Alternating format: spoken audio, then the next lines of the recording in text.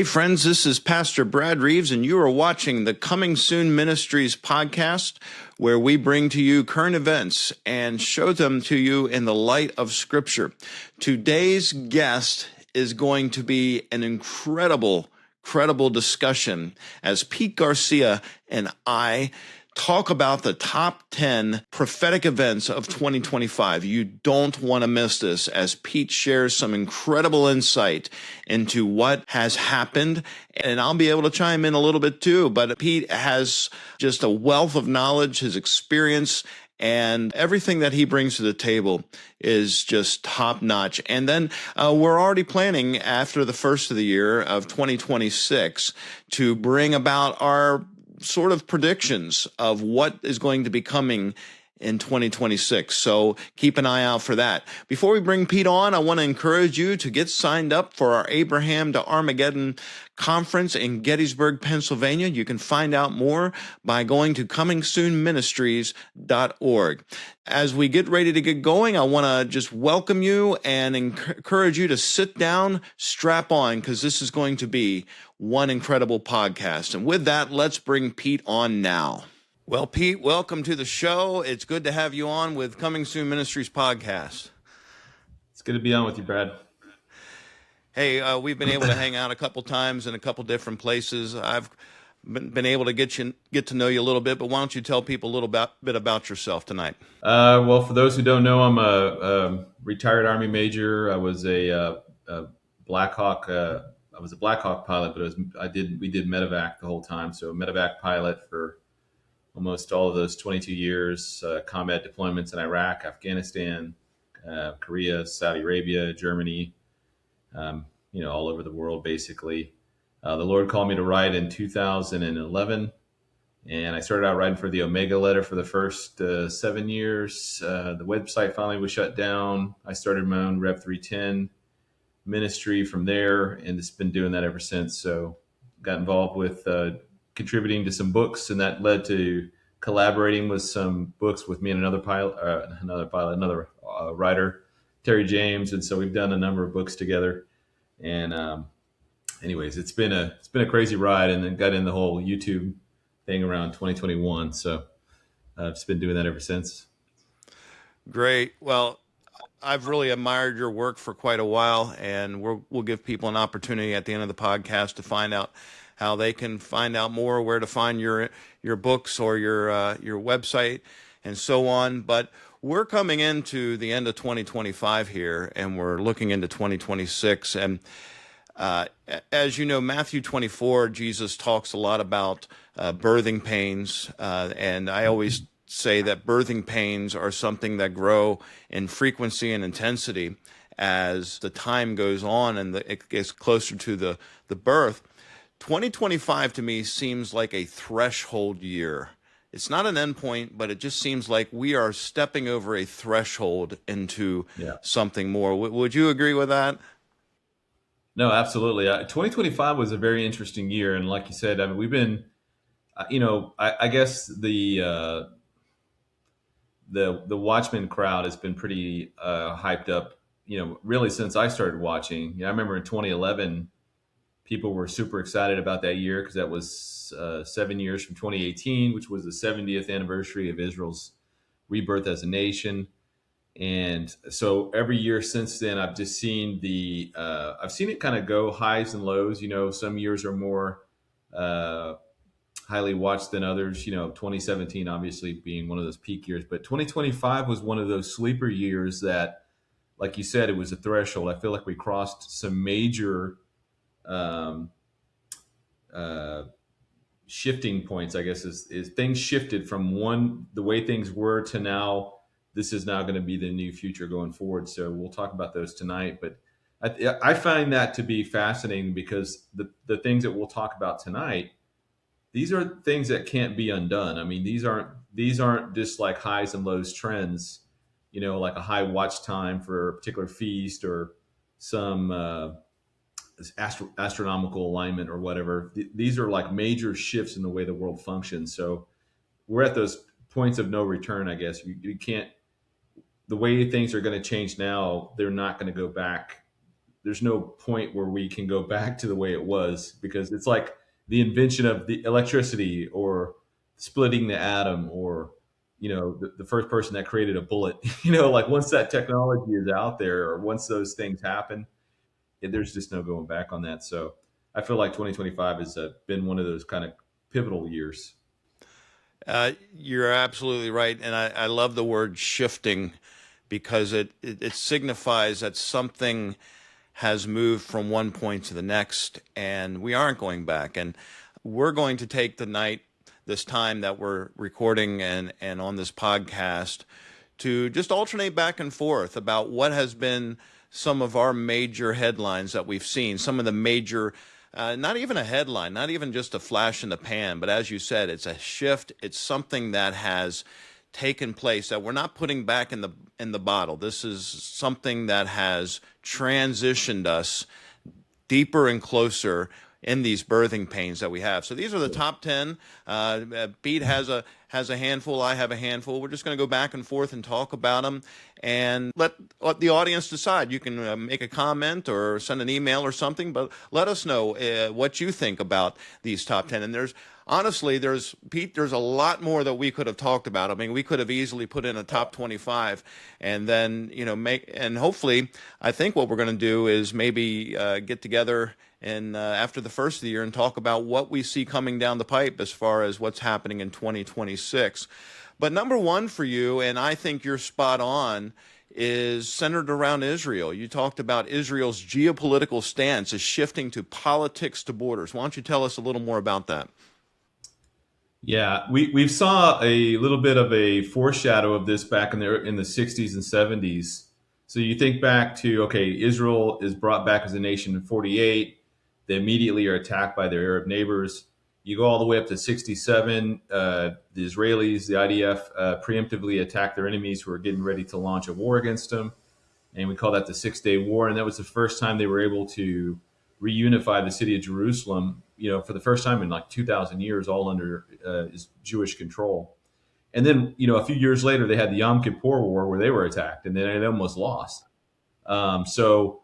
After that, the 70s, we had this Land for Peace initiative. It had been going on for about 40 years.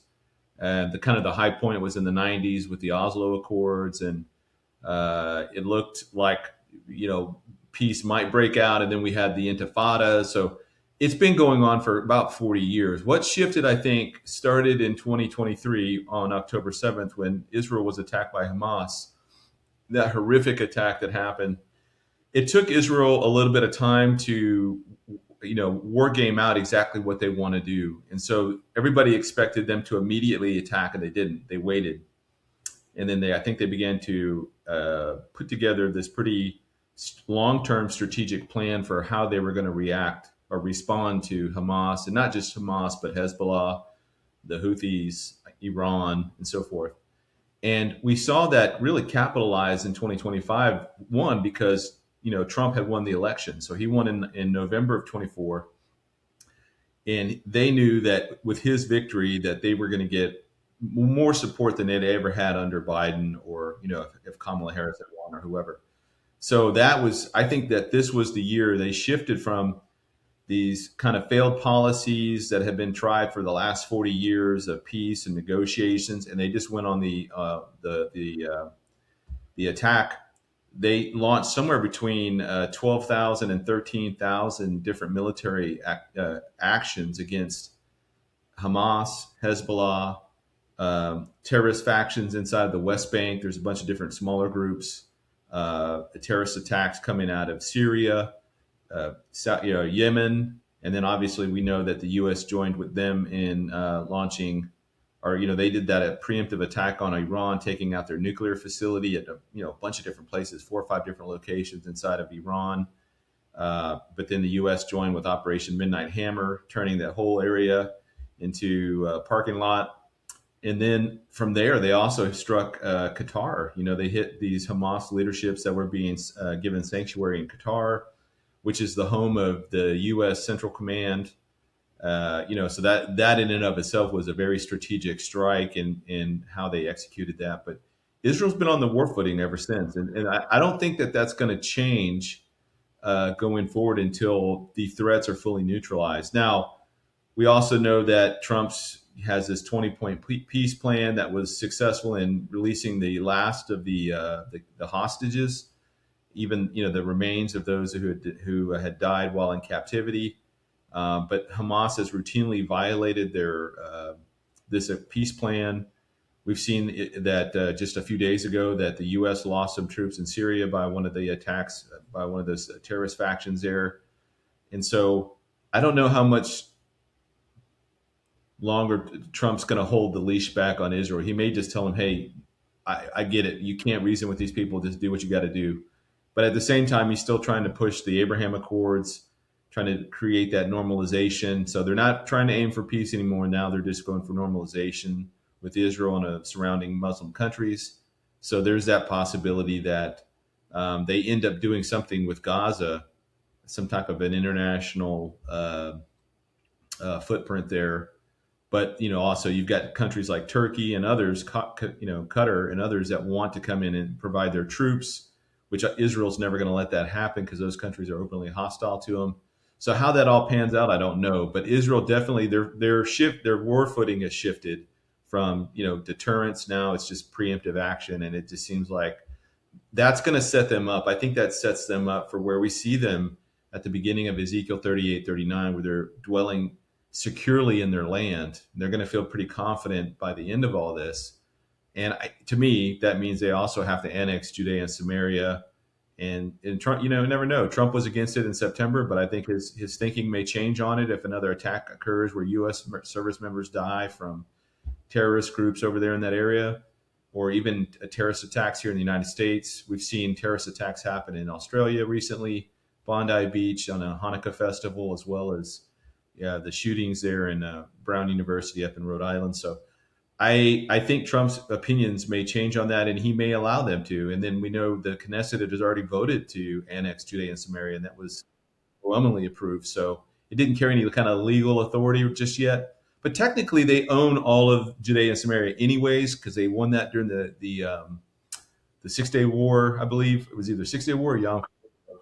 But they just got to claim ownership, and then they're going to have to root out those terrorist factions inside of those smaller communities that the Arabs have bought up there.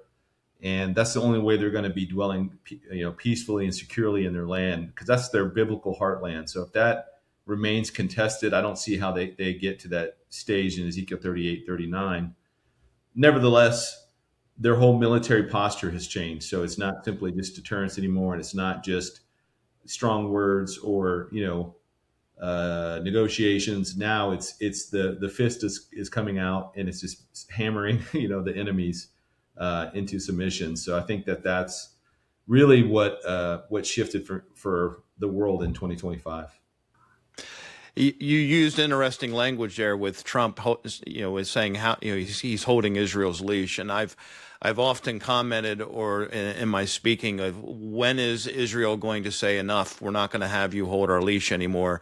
We're going to go do our own thing. We're tired of fighting seven fronts, as our friend Olivier Melnick likes to say. That they're actually fighting eight if you count the media, and they're ready to go just full out on protecting their homeland. They're tired of getting terrorist attacks. It just seems like it's happening all the time, and the growing anti-Semitism is mounting. I think the last I counted, there were 9 or 10 major attacks in the first 3 days of Hanukkah, which is just it's unheard of. We are reaching anti-Semitic levels like I don't think we've even seen before World War II. I think we've exceeded that. And Paul makes an interesting statement in 1 Thessalonians when he says, when there is peace and security, then sudden destruction. When people are saying peace and security, then sudden destruction will come upon them as labor pains upon a pregnant woman. And that's one of my top 10 is we were in Oklahoma at the prophecy conference there with prophecy watchers. And right at the end of the conference, Trump announces this major peace plan that's come forward with with Gaza. And the words that were used, and I actually had to look it up. I didn't look it up with just one source. I looked it up with three sources to make sure that I was hearing and seeing the language correctly. The language that was used was, he said he's bringing everlasting peace to Yeah. to the Gaza situation. And I just stopped what I was doing, and I stared at the TV. I grabbed a snapshot of it real quick because I said there's no way that this is actually factual, and it turns out it was. But this is the continual peace and security language, this everlasting rhetoric, and it's foreshadowing Daniel 9:27. It's not fulfillment, but it definitely is moving us toward a place where Israel is hungry for peace. They're hungry for the security. They're tired of their kibbutzes and their neighborhoods being bombarded by people that have promised them that, oh, you just give us this plot of land, we'll leave you alone. Israel concedes, and what happens is it just gets worse. Gaza was the result of a peace deal that was made 20 years ago. They left Gaza, they pulled out, they turned it over. It was really, I don't know if you would agree with me or not, but I think it's really an essential two-state solution that Israel was working through with Gaza, giving it completely over. And look what it got them through October 7th. They haven't had a moment of peace since. So the search for peace just doesn't affect geopolitics, though. It spills into technology and control. And one of the things, your next top and number 3 in our top 10 was, you said that AI shifts from novelty to an essential tool. Why don't you tell us a little bit about that? So the beginning of 2025, we saw in January, one of the first things that Trump did. I think it was in the first day or two, or maybe the second or third day, but it was right there at the beginning where he had in the guys from Oracle, from was it Larry Ellison? There were some other folks there, and so there was a promise of $500 billion worth of investment into AI infrastructure in the U.S. So the data centers, the places to generate power, and so on and so forth. That's what started off. That's what kicked off 2025 Project Stargate. When I know when that it was named out there, we're all like, "What?" That this is like these crazy naming conventions they're coming up with. They seem very either science fictiony or like apocalyptic or something. And then right after that, we had Doge. So Doge comes in. Trump unleashes Doge on the U.S. government. I mean, it went through the Department of Energy, the Department of Labor, Department of Education, USAID, the Treasury Department, IRS, everything, right? And Social Security. And they're uncovering, billions of dollars, millions to billions of dollars of fraud, waste, and abuse, corruption. They've even shut down some agencies over it. And like USAID being the a front for the CIA slush fund, and also a major player in the Democrat Party used that for a variety of different agendas around the world. So AI was instrumental in helping Doge uncover this stuff in record time in ways that would take traditional auditors years to unravel. AI did it in a matter of days, weeks, and months, and it's still going on. That's not changed.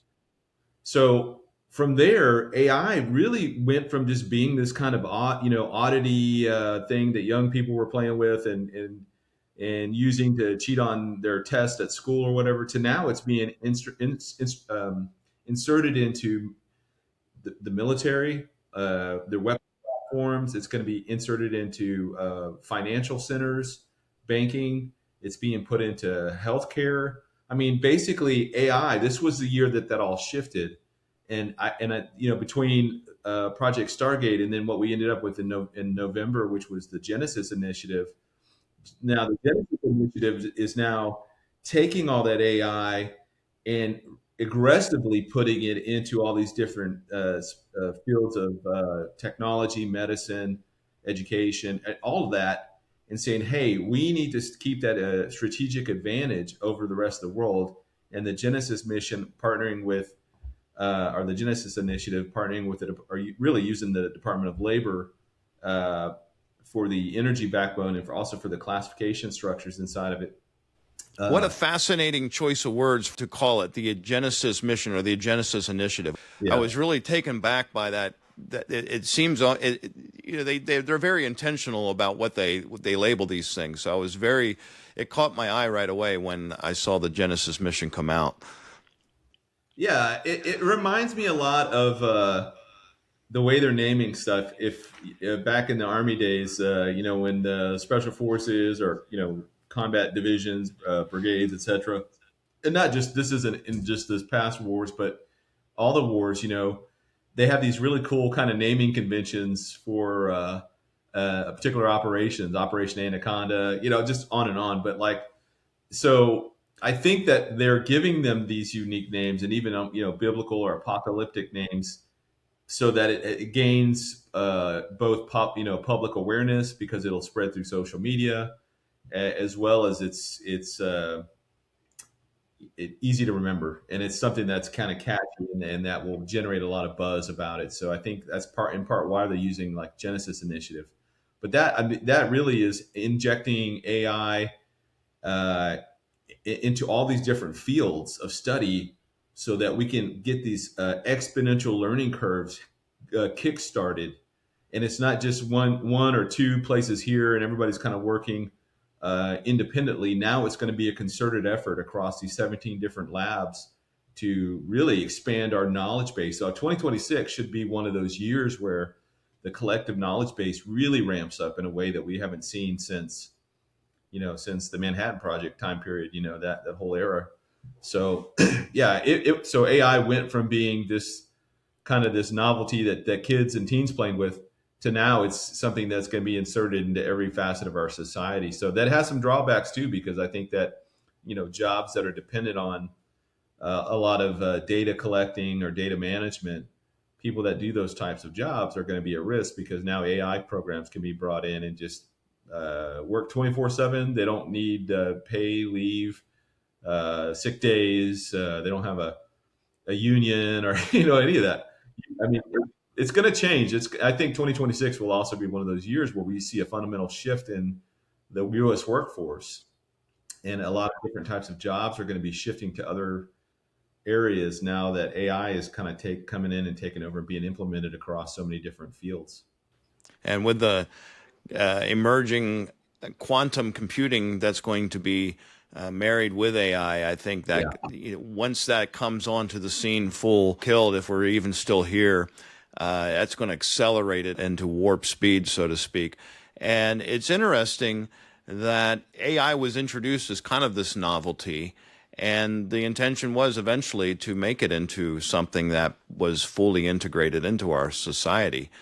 So it's going to be interesting to watch. We'll have to, in our 2026 Looking Forward program, speculate on what that could be like and what that would look like. I really believe it's the foundation for what the Antichrist and the beast system will be used for.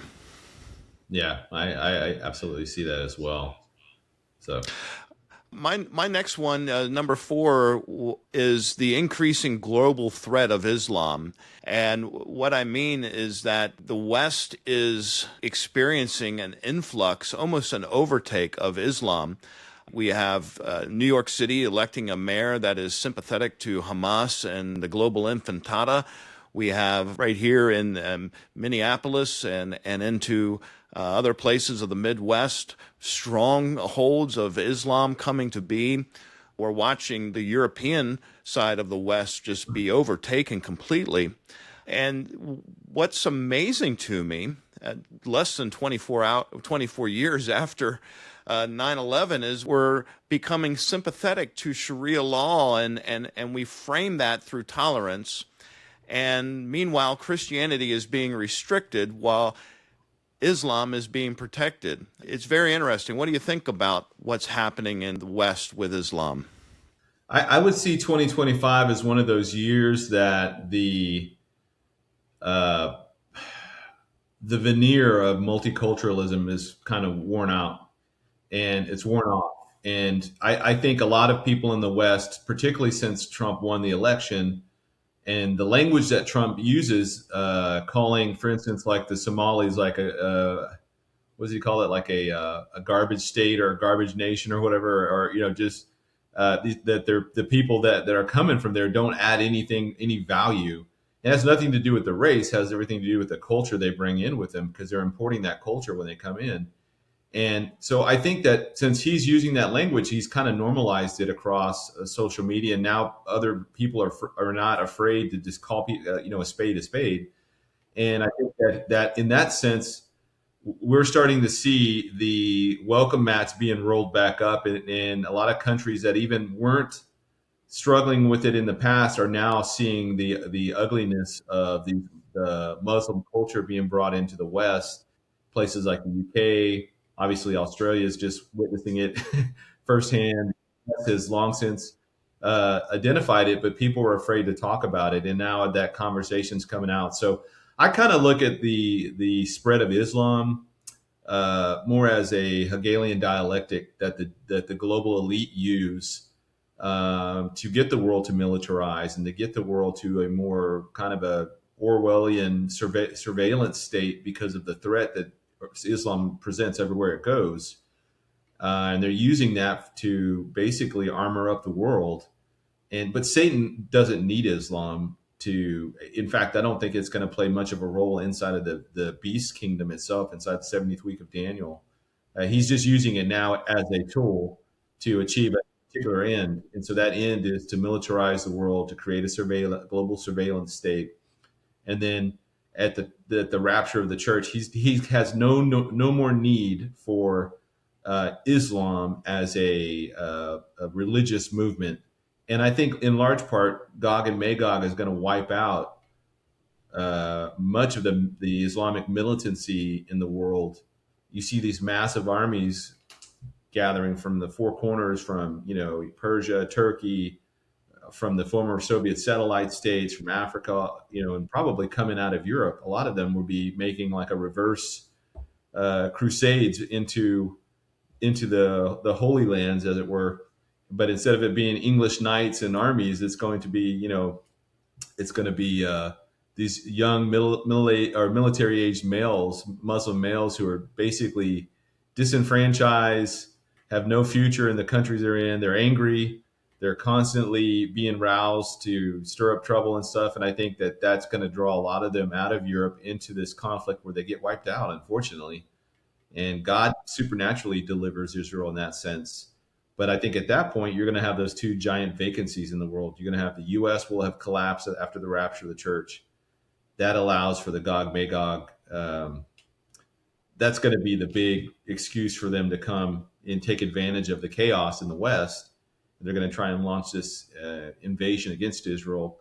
That also will draw much of the Muslim world, or the fighters in the Muslim world, to come march against Israel with the hope of finally overthrowing Israel, their great enemy, and they're going to get destroyed. And so those are these two big vacuums that's going to be left, and that's where the Antichrist kingdom rises up and fills that vacuum. So that's a great analysis, and I often liken Islam is more of an ideology than a religion.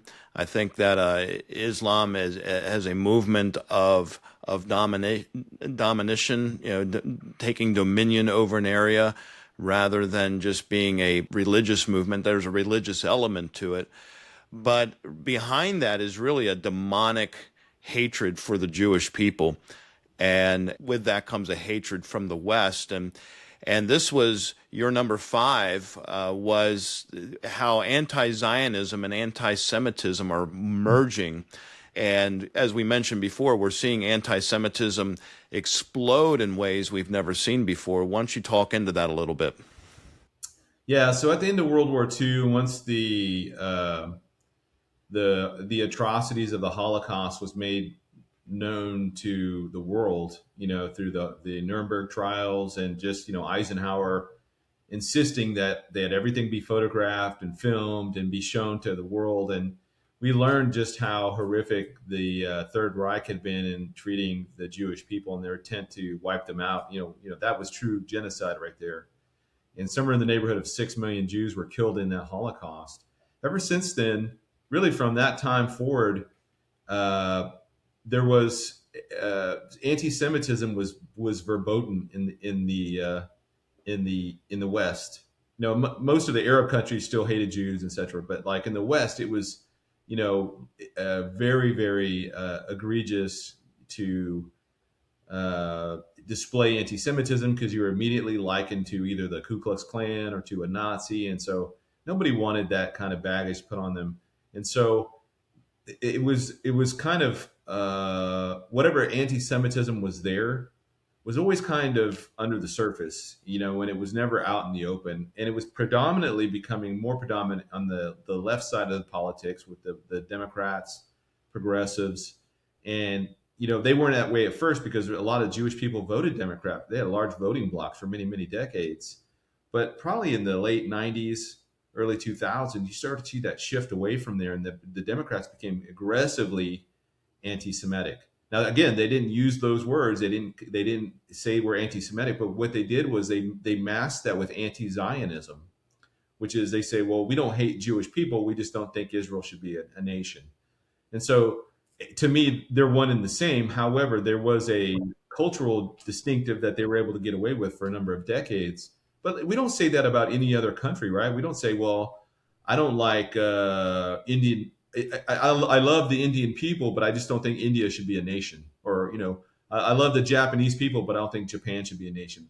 We would always associate those two things as one and saying like we hate the Japanese or we hate the Indians, when you're trying to mask that by saying no, we don't have any problem with the people. We just have a problem with their government and their nation and where they are in the world, etc. But that all came off. Those gloves came off in October 7th, 2023. What was the initial shock of what happened? But when Hamas invaded southern Israel and carried out these horrific attacks and kidnappings and rapes and everything else. That is what that initial shock quickly transitioned from shock and sympathy for the Jewish people into outright despisement, not just by the left this time. It shifted over into the libertarian side, the Carlsons, and then that began a growing movement within the conservative side. And so it's in it, even within churches, right? It became really more prevalent in churches that they begin to openly criticize not just the existence of Israel, but really anything Jewish. Just, it's all bad. They don't want anything to do with it. They're the Christ killers, and that's kind of the label that they've kind of run back to and use that as a shield to harm or shield them from any type of criticism. But yeah, this is the year I think that they both kind of came out in the open in a very, very unfortunately bold ways.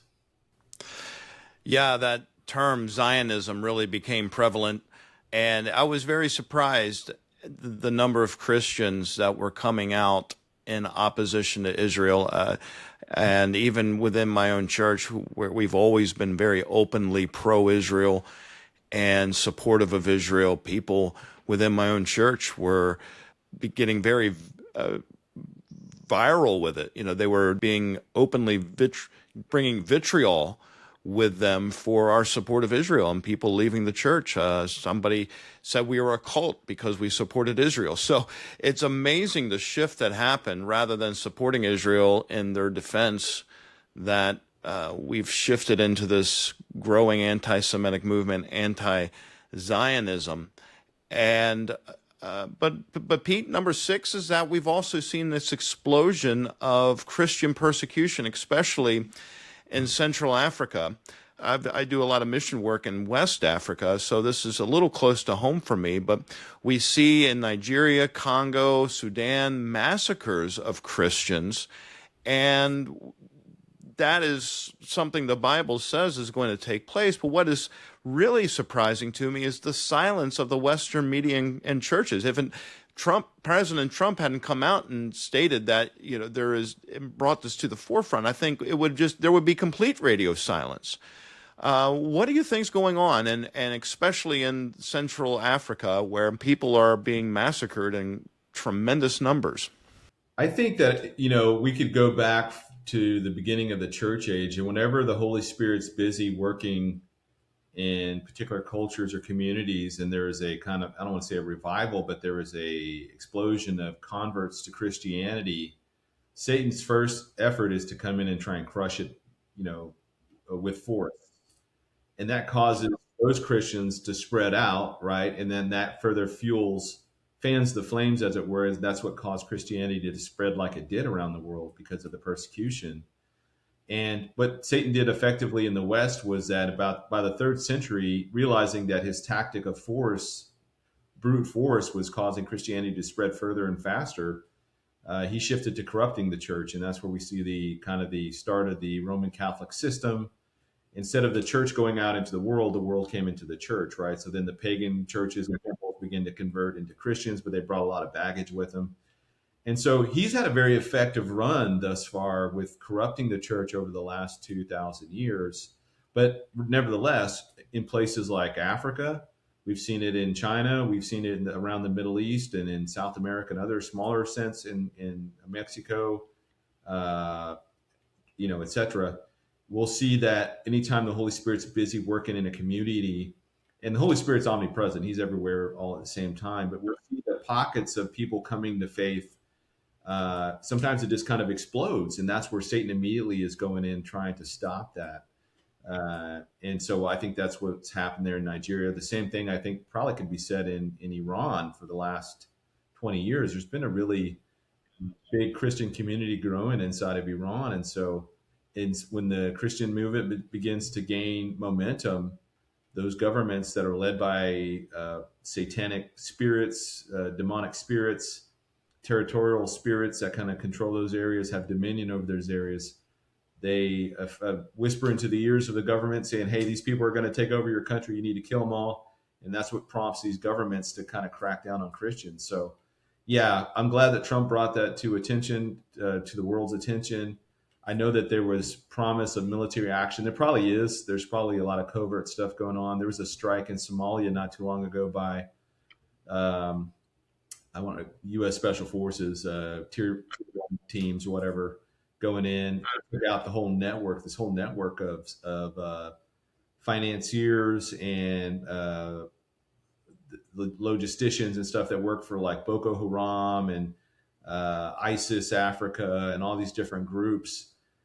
These are the guys that were in the caves that were basically the ones that had the money, they had the cell phones, they had all the logistical networking and all that kind of stuff. This SEAL Team 6, Special Forces, Delta Force, whoever it was, went in there and basically destroyed all that and set them back a good ways. But there's probably strategic strikes like that going on in the world. I know the government in Nigeria was trying to keep this all under wraps or kind of downplay it. But thankfully, you said Trump brought that to the world's attention. So much light needs to be shown there and other places that's going on.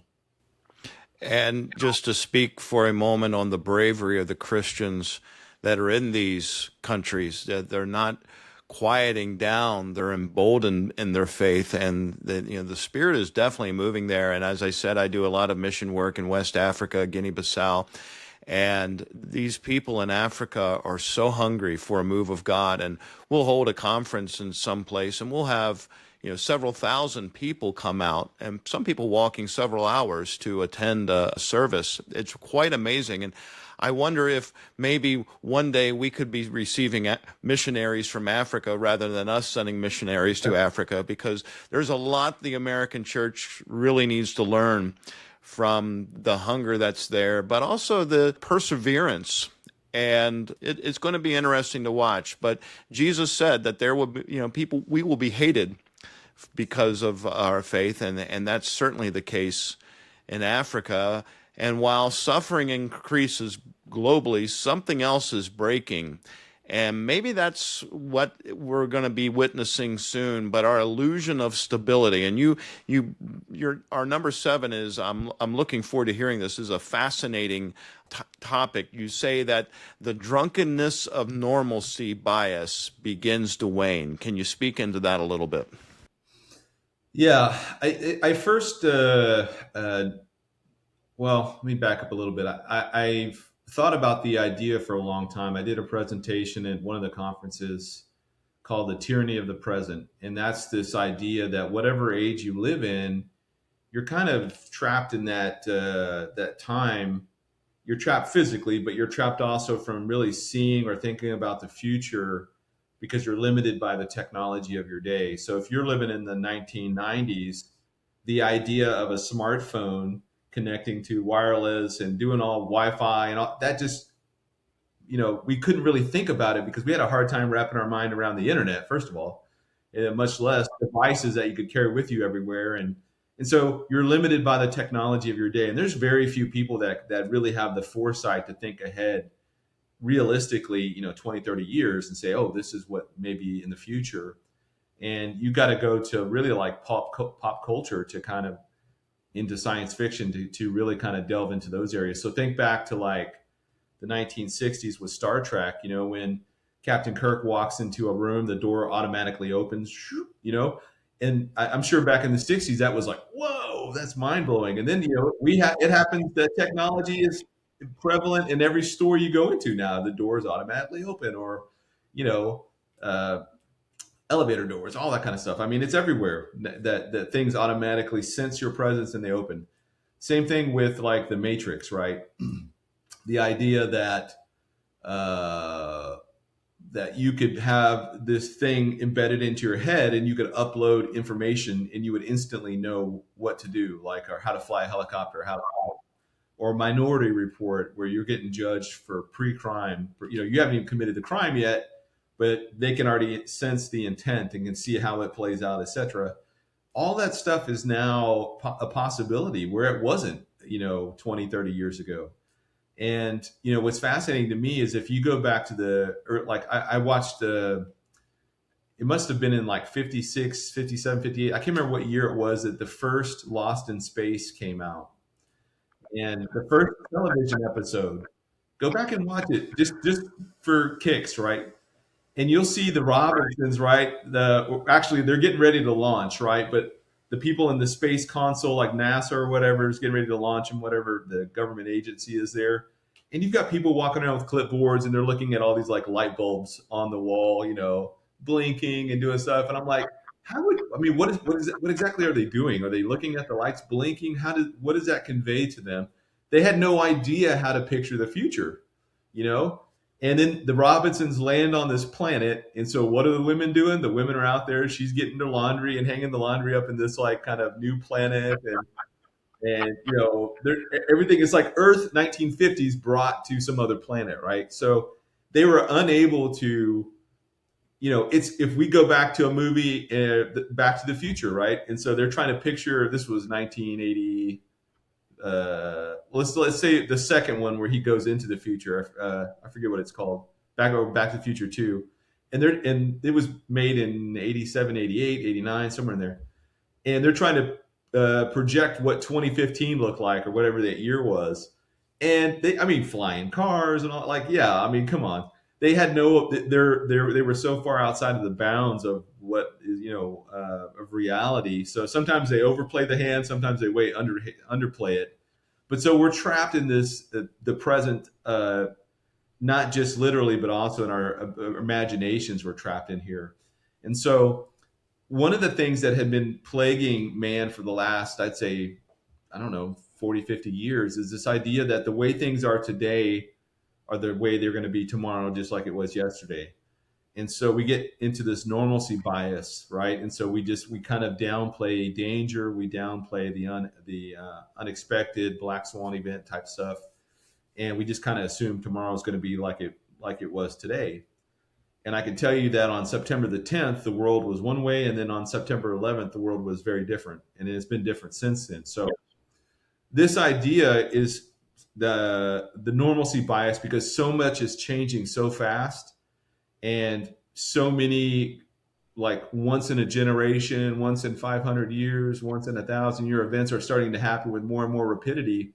It's causing people to wake up. And I saw it with Joe Rogan when he was interviewing I forget who he's talking to, but they were reading Revelation 13, and he's just like, Joe Rogan read the whole thing, the whole chapter, right? And he's like, he saw it. He saw like the potential that we're in now.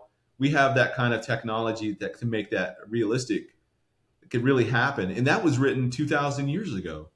So I think in general, the unsaved peoples out there that are not born again, that aren't Christian, they don't go to church, they don't read a Bible, I think in large part that they sense something is coming, some change is coming. They don't know what it is yet.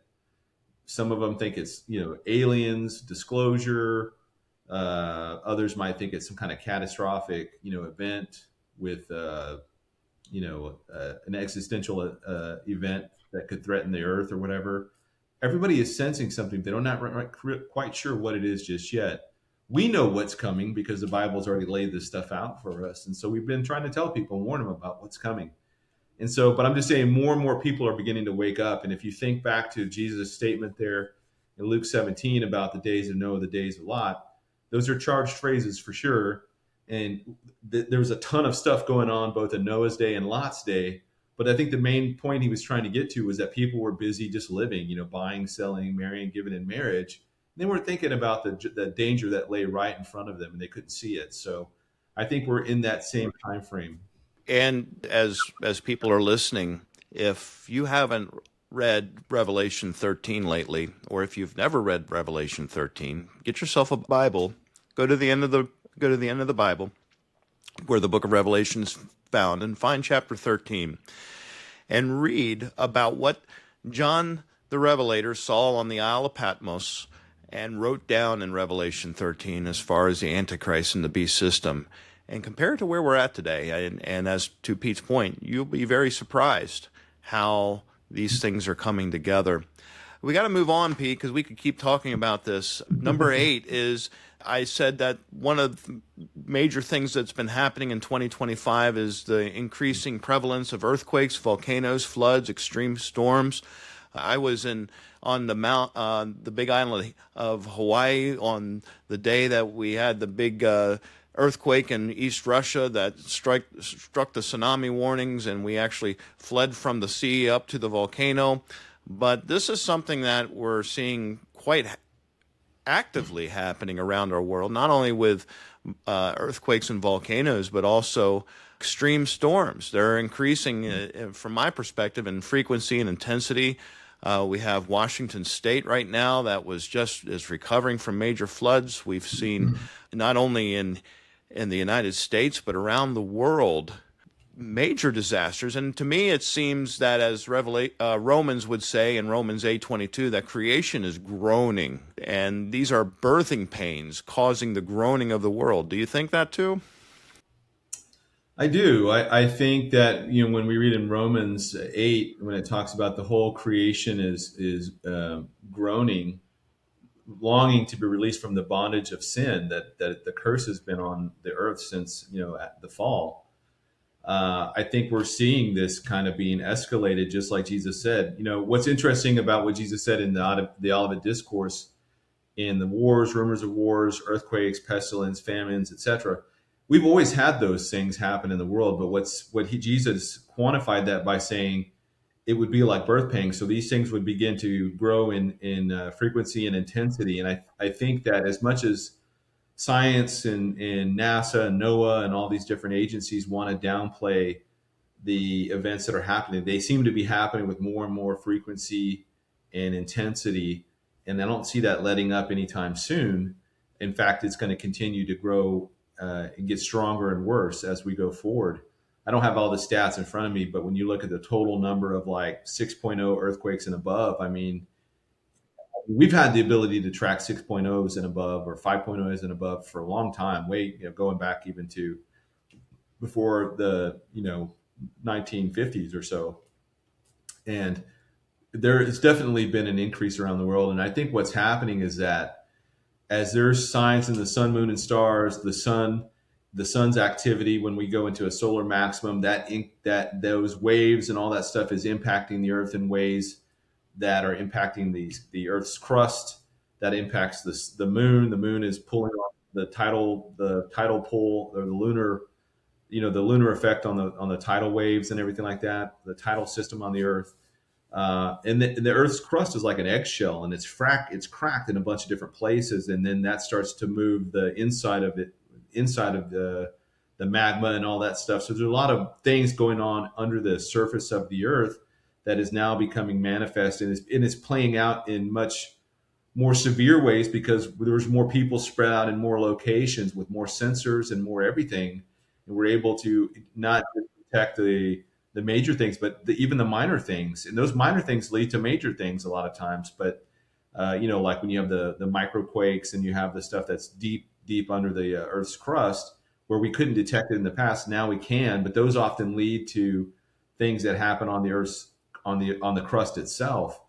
And one quick example of this is, and what was interesting is that 2013 they began to study the ice shelves off the Antarctic, and they were trying to justify climate change, and they were trying to justify the man-caused global warming, and they were trying to use the melting ice shelves as justification for why we needed carbon taxes and all that kind of stuff.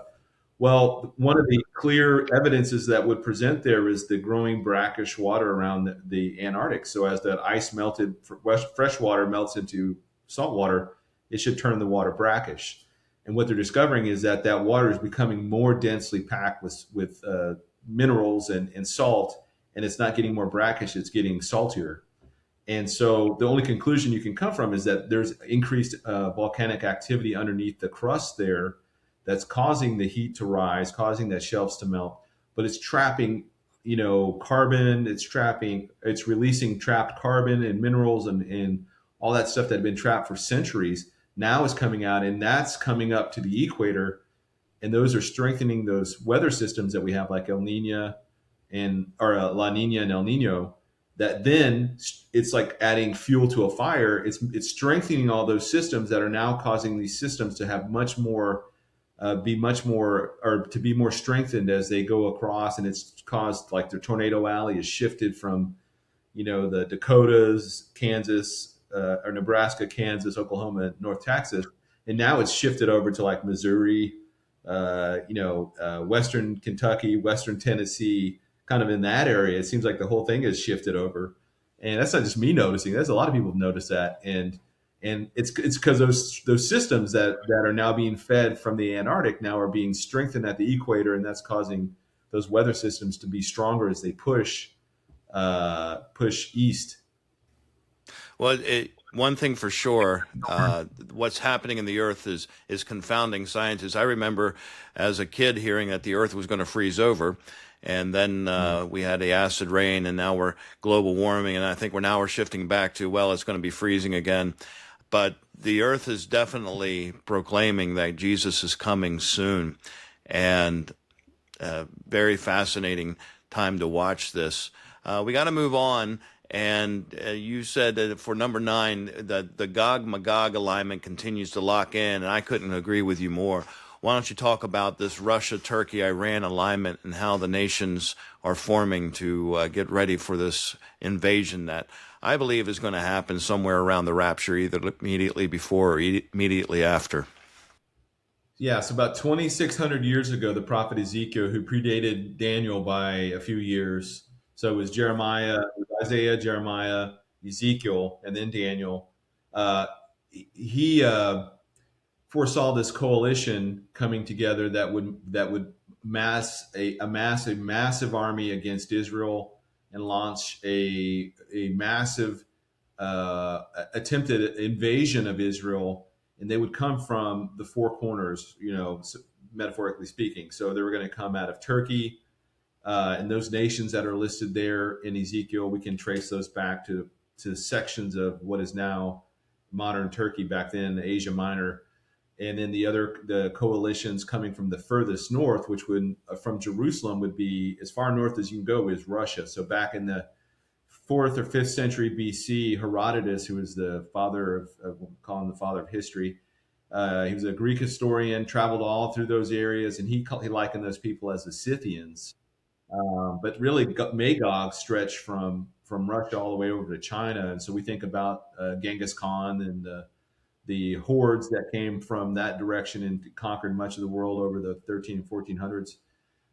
That whole area now is largely Islamic, and then to include the former Soviet satellite states of like Kazakhstan, Kyrgyzstan, Tajikistan, Afghanistan, et cetera, all the stands. I think that this massive army is gonna try and take advantage of the chaos that the rapture causes. So the rapture is going to cause, in my estimation, would cause the U.S. to collapse governmentally, which would caused a lot of the Western world to go into some kind of economic and political free fall for a short period of time. And in those moments, I think Russia is going to try and take advantage. And they put together this coalition of nations that hate Israel, and they're going to all march against Israel and trying to wipe her out once and for all. And that's where God supernaturally comes in and wipes them out. But Turkey, Iran, Persia, or Iran, did I say those three? Yeah. Libya, which is put, and then Kush, which we could trace, I think, back to Sudan, Ethiopia, Muslim nations, them all. Russia has a huge Muslim population in places like Chechnya, Dagestan, and those kind of in the former Soviet satellite states. All want it, Sunni and Shia coming together, marching against Israel. And those countries typically have not aligned, or they haven't aligned ever before the year 2000. I mean, the Russians were at odds with the Persians for much of their history. The Persians were I would against have the Ottomans. I would have Ottomans never against. guessed that Russia would have been aligning with Iran 15 years ago, and now we have this alignment happening. And these nations are just coming together, just exactly as Ezekiel said. Well, they're coming together because the U.S. has largely put them on sanctions list, or the West has put sanctions against them. So, if your country is being sanctioned by the U.S. and Europe, and the only people you can trade with are these other countries that are also being sanctioned. So we've made Russia this great pariah. Iran's a great pariah. Turkey's not quite there yet, but Turkey is very disenfranchised with the West. And even though they're in NATO, there's no hope that the EU will ever bring them into the fold of the EU. So they are now turning back east to their old alliances with much of the Arab world. Even though the Ottomans do not consider themselves Arab, they are all Sunni Muslims, so they have that in common. But I think they're going to set those differences aside, and they're going to march against Israel when that opportunity arises. And so it's weird to see that these coalitions have so come together and cemented themselves politically and economically and militarily in ways that they've never done. And so it's also the leaders. Tayyip Erdogan came to power in 2002 once his AKP party won in 2000. Putin came into power around 2000.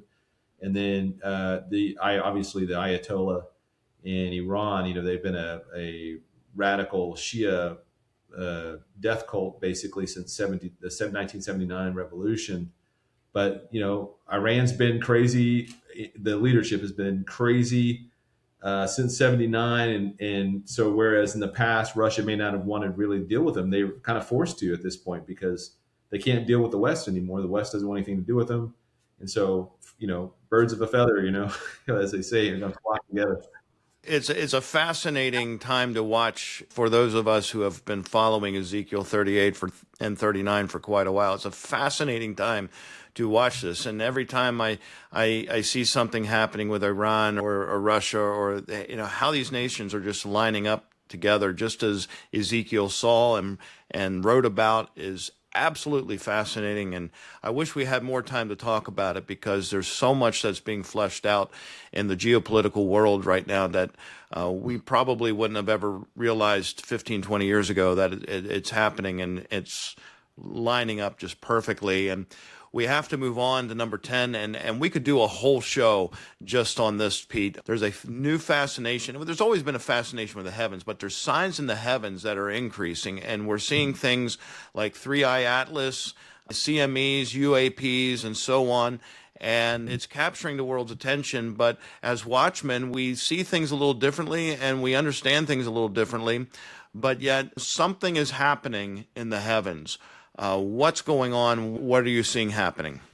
Well, 2025 has been one of those bellwether years for, like you said, signs in the heavens. The biggest one, obviously, since at least July has been 3-Eye Atlas. So it's the third interstellar object to come into our solar system since 2017. So the first one was Oumuamua, then 2-Eye Borisov in 2019, and now this one here in 2025. And what's fascinating about this one, and they've all been different from each other, but one of the things about, like, for example, Oumuamua, its tumble rate, so it kind of was cigar shaped, and as it's going into perihelion, or is coming into the inner solar system, it's tumbling around, and the tumble rate is consistent, about 3 tumbles every 24 hours, and then it even goes around into perihelion, so it goes around and behind the sun and shoots back out.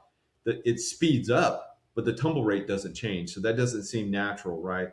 But the thing here now with Three Eye Atlas, there's so many different anomalies going on with it. I think Avi Loeb, the professor from Harvard who studies these things and really popularized this, has about 12 to 15 different anomalies. So you have, for one, it's coming in at almost a flat approach to the ecliptic plane. So the whole solar system, we orbit around the sun, right? And we all kind of orbit on this plane. Well, the whole Milky Way galaxy is kind of on a plane because it's these big spirals, right? It's like a giant spiral. And so the galaxy itself is pretty flat. And when I say flat, it's still, hundreds of millions of light years wide, but if you were to look at it from a distance, it would look kind of flat. And so the Three Eye Atlas came in at almost a flat approach into the inner solar system at the right strategic time, to where we do a close flybys of 3 planets, of Jupiter, Mars, and then I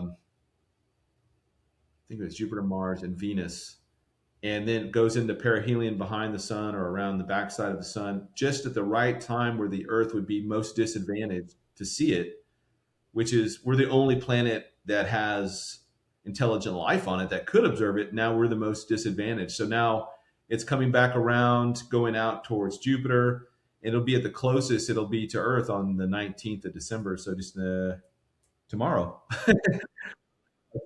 So, anyways, it'll be going through going through the closest approach, and what's fascinating too is that NASA's had this opportunity to really get some really good photos of it. Instead, they've just been very tight-lipped. We've had the government shutdown, and so there's so many different weird things going on. It's changed colors about 4 or 5 times already. So at first, it had this red hue, which typically would not be, you wouldn't see the red hue until it goes into perihelion, where it's the closest to the sun, because obviously the heat would cause a lot of the surface of this object to burn, and that would obviously change colors. But it went from red way far out, and then it kind of became green, and then it got really blue as it got closest to the sun, and now it's like a golden color. It's got tails and anti-tails, which the anti-tail would be in front of it, which doesn't make any sense. But generally, comets have tails that go behind them.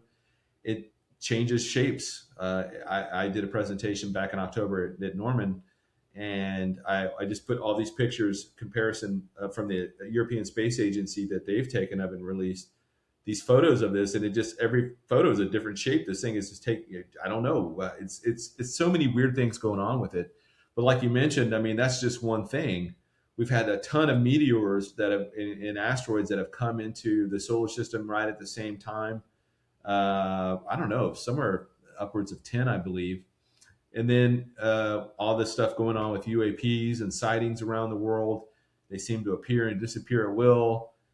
We've had the meetings on the Congress, trying to normalize disclosure, which disclosure may be something we talk about for 2026. And it seems to have normalized that conversation in a way that hadn't existed, at least at the government levels, ever. So Satan is certainly playing a bunch of different angles when it comes to space. In Ephesians 2, he's called the prince of the power of the air. I think that a lot of these things that we're seeing are based on deception. And not to say that every asteroid or comet is a deception. I'm just saying that he is able to manipulate things in a way that cause people to believe certain things, right?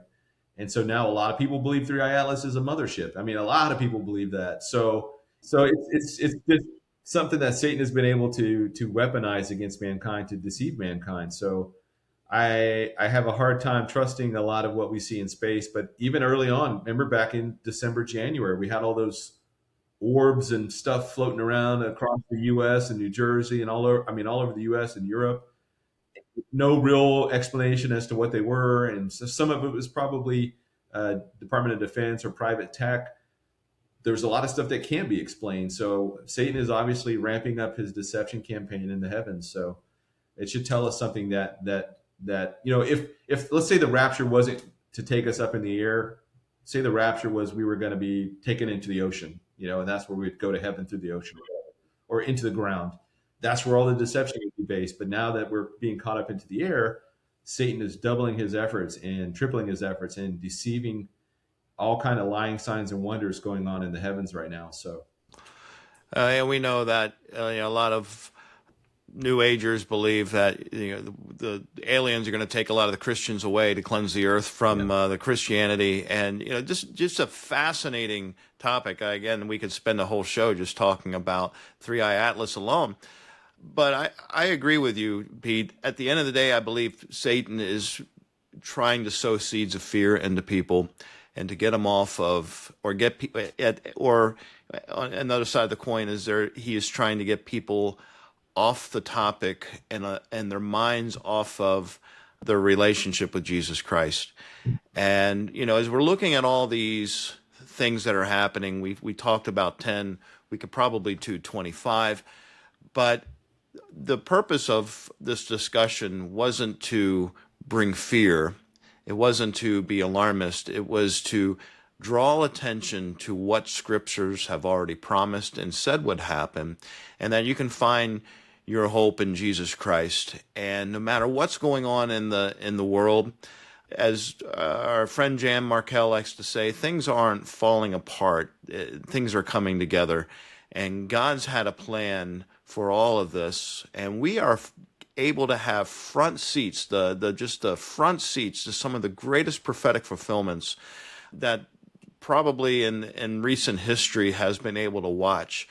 What do you say to people that are looking around and trying to figure out what's going on as we bring this show to a close? What do you say to people that are looking for hope and trying to make sense of everything that's going on in the world?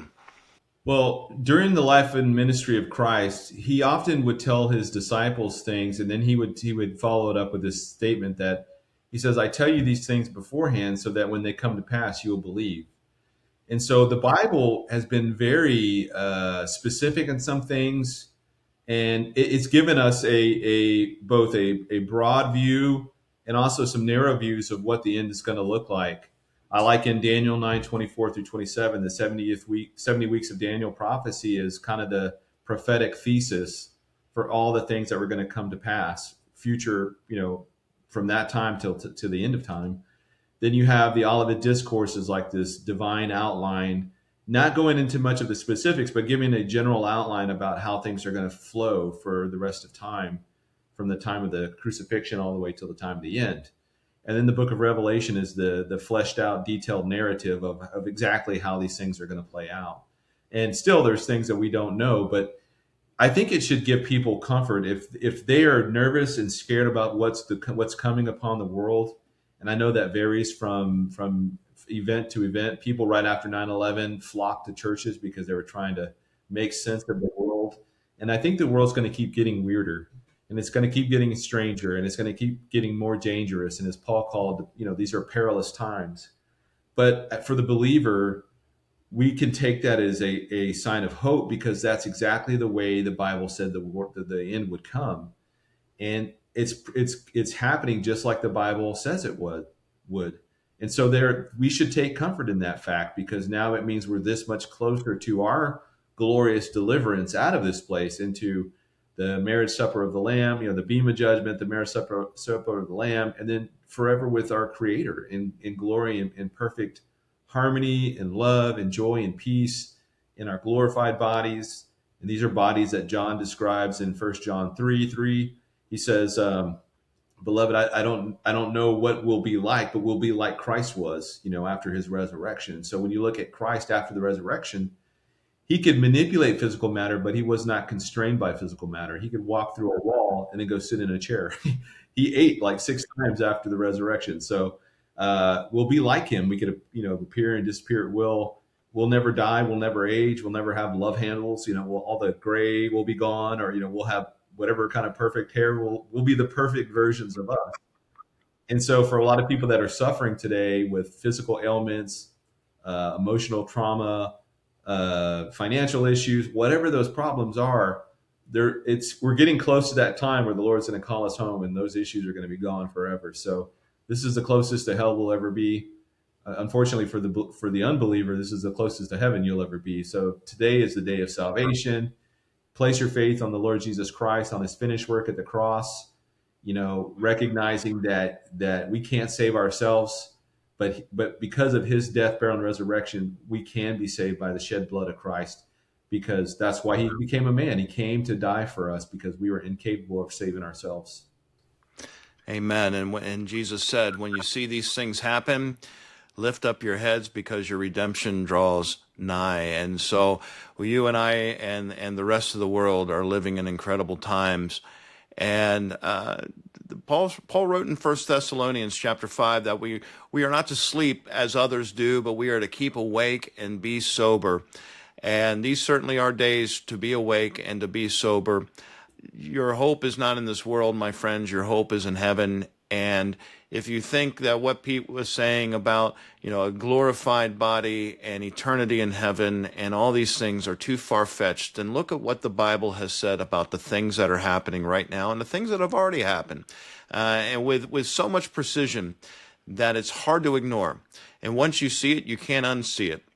And that call is to put your faith and your hope in the God of the universe, the God that created you, and God created the universe, and then he sent his own son so that we could have eternity at home in glory.